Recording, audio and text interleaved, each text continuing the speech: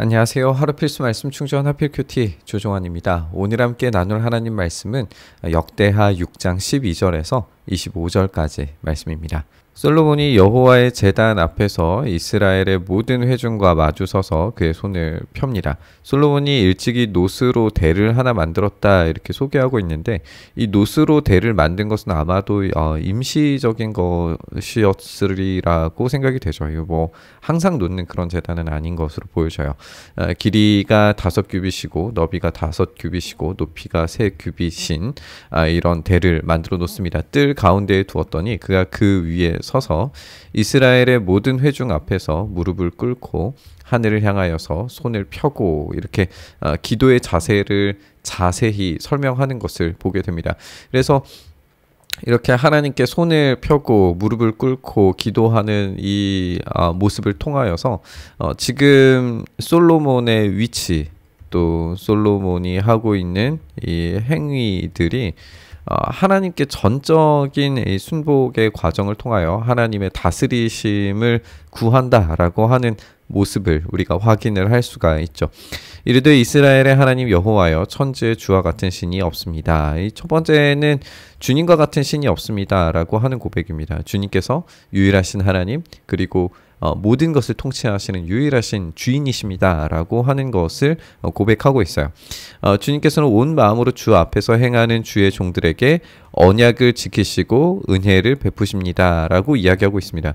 그래서 주님께서는 유일하신 하나님, 그 무한한 능력을 가지신 하나님이시고 그분께서 언약을 지키시고 은혜를 베푸시는 분이십니다를 고백하고 있죠.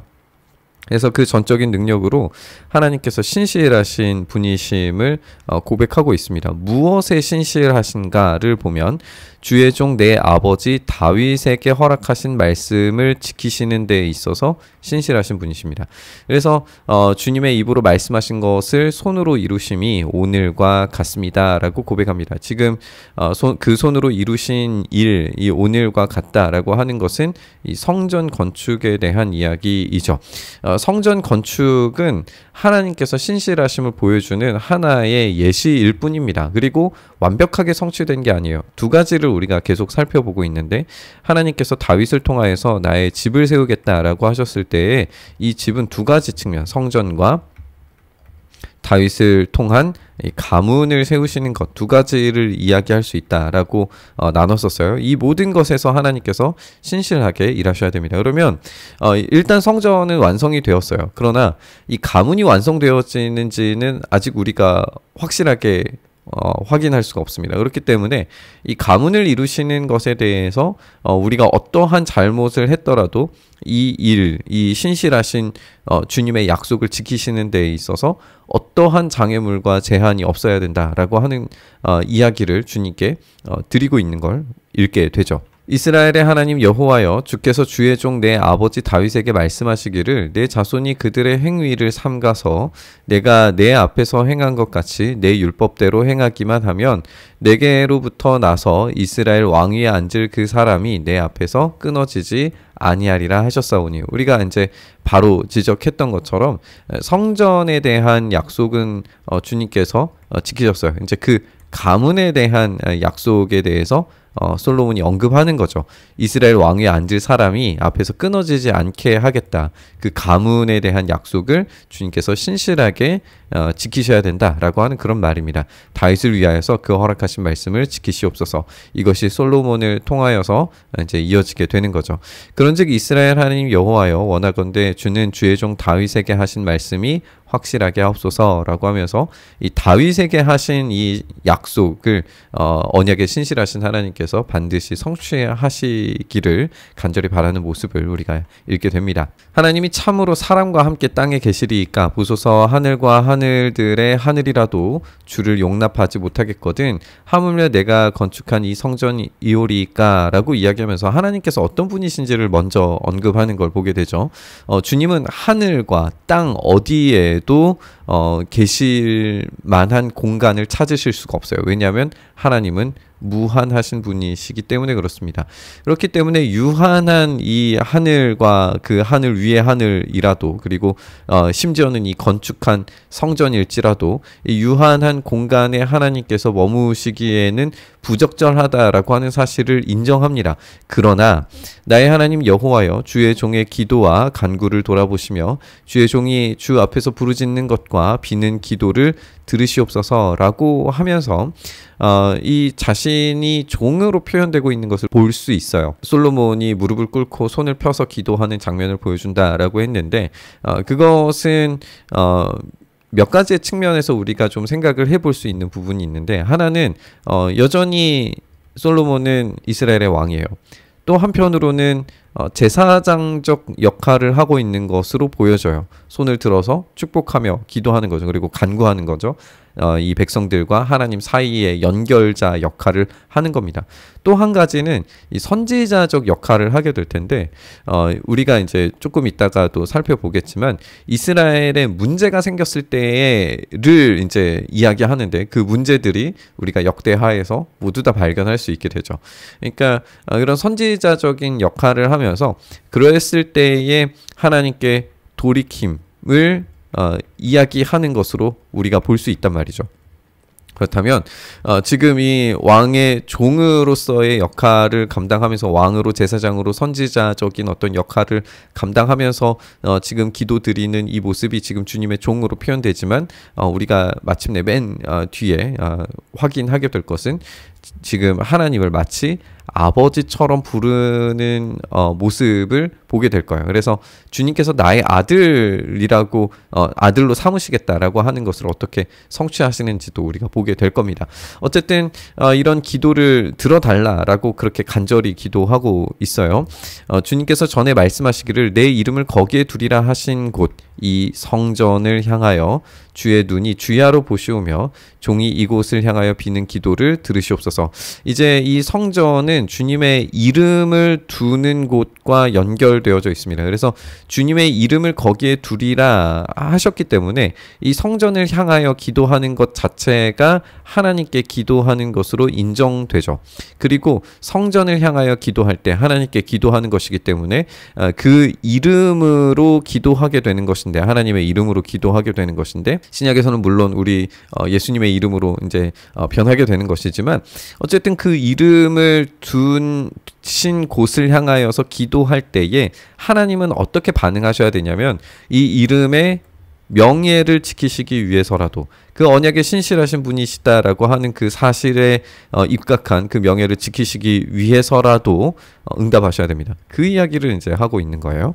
주의 종과 주의 백성 이스라엘이 이곳을 향하여 기도할 때에는 주는 그 간구함을 들으시되 주께서 계신 곳 하늘에서 들으시고 들으시사 사하여 주옵소서. 사하다라고 하는 것은 이제 죄에 대한 문제들이 있다라고 하는 것을 이야기하는 걸로 보여지죠. 그래서 지금 이스라엘은 하나님의 그 명예를 두겠다고 약속하신 그 성전을 향하여서 기도할 때 어떤 죄 가운데 있다 할지라도, 문제에 있다 할지라도 주님이 계신 그 성전, 주님의 그 이름을 두신 그 자리를 향하여 나아가서 기도할 때에 주님께서는 반드시 응답하시리라고 하는 기대를 가지고 나아갈 수 있게 되는 겁니다. 만일 어떤 사람이 그의 이웃에게 범죄함으로 맹세시킴을 받고 그가 와서 이 성전에 있는 주의 제단 앞에 맹세하거든 주는 하늘에서 들으시고 행하시되 주의 종들을 심판하사 악한 자의 죄를 정하여 그의 행위대로 그의 머리에 돌리시고 공의로운 자를 의롭다 하사 그 의로운 대로 갚으시옵소서. 이렇게 주님께서 이 범죄에 대한 것들에 대해 악한 자에 대해서는 죄에 대한 심판을, 그리고 그 행위대로 머리에 돌리시고 공의로운 자들에 대해서는 의로운 대로 갚아달라라고 하는 기도를 우리가 듣게 됩니다. 그래서 이 죄의 수준이 지금은 굉장히 개인적 수준이죠. 그 개인적 수준에서 우리가 이제 앞으로 민족적 수준까지 범죄의 범위가 넓어지는 것을 보게 될 거예요. 근데 이 개인의 범위에서 민족의 범위로 넓어지는 그 모든 과정 가운데에서 결국에는 해야 하는 것이 있는데, 성전을 향하여서 돌이킴이고, 그리고 그 율법에 대한 기억과 순종이에요. 가르침을 배우고 순종하도록 만드는 것, 이게 이제 계속 반복해서 나오게 될 겁니다. 이것을 우리가 이제 생각하면서 봐야 해요. 만일 주의 백성 이스라엘이 주님께 범죄하여, 이때는 이제 개인 사인 간의 범죄라면 주님께 범죄하는 경우도 마찬가지죠.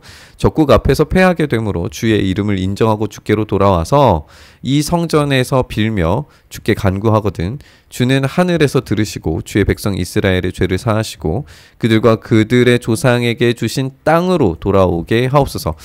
땅으로 돌아오게 한다라고 했을 때 우리가 생각할 수 있는 것은 이 땅에 돌아와야 하는 다른 곳에 지금 머무를 수 있다라고 하는 가정을 이제 생각을 할 수 있어요. 그래서 주님께 범죄했을 때에 포로가 될 수 있다라고 하는 것이 가정되는데, 그때에도 돌아올 수 있게 해 주옵소서라고 하는 기도를 어디로 드려야 되느냐? 이 성전에서 주님께 빌며 간구할 때예요. 좀 더 깊이 자세히 나오게 되겠지만 어쨌든 이런 문제들이 반복되리라고 하는 게 보여지고 있고, 그런 문제들을 회복할 수 있는 유일한 방법이 하나님을 향하여서, 성전을 향하여서 돌이키는 일뿐이다 라고 하는 걸 우리가 확인을 할 수가 있습니다. 결국에는 우리가 하나님 앞으로 돌이키는 게 그만큼 중요합니다.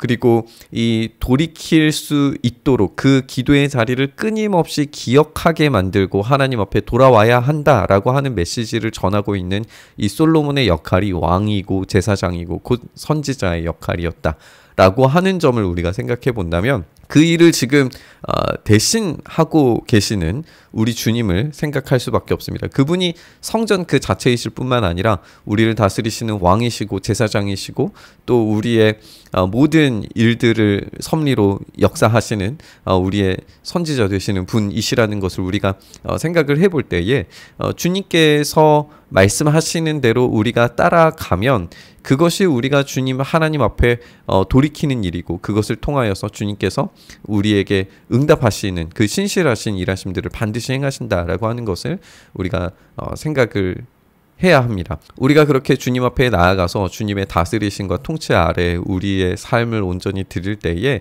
주님의 신실하신 일하심과 역사하심이 우리의 삶을 이끌어 가실 줄 믿습니다. 오늘 우리가 그 주님의 통치 아래 있기를, 또 우리가 그렇게 주님께 돌이키기를, 성전을 바라볼 수 있기를 간절히 바라고 소망하며 우리 기도의 자리로 나아가시죠. 주님, 그렇게 우리가 주님 앞으로 나아가 주님의 통치와 다스리심 안에 있게 하여 주시옵소서.